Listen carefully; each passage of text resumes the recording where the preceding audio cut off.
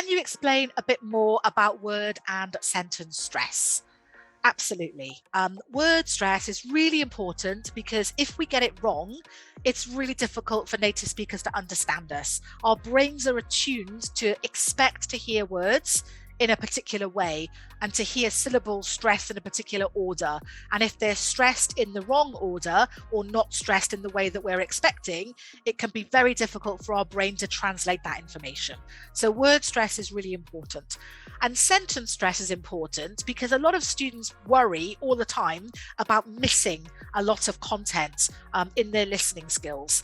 So we can teach students that if they can pick up the content words or the stressed words in an utterance, it doesn't matter if they miss 50% of what the person is saying, because they'll still be able to understand what's being said just from those key words that are stressed in a sentence. So I think that building students' confidence, not just with production, but also with reception, is a really key part of teaching and dealing with word and sentence stress.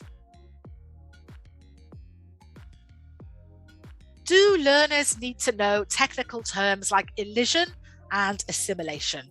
That is a brilliant question. My feeling is absolutely not. I use much more technical terms like smushing and crushing because I think that's more relatable for the students.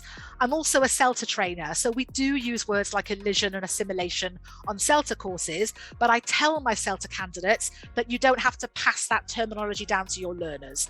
Okay, you can teach them about squashed sounds, you can teach them about missing sounds, you can teach them about changing sounds, but I personally don't feel it's necessary to teach the technical jargon like elision and assimilation. That's my thinking.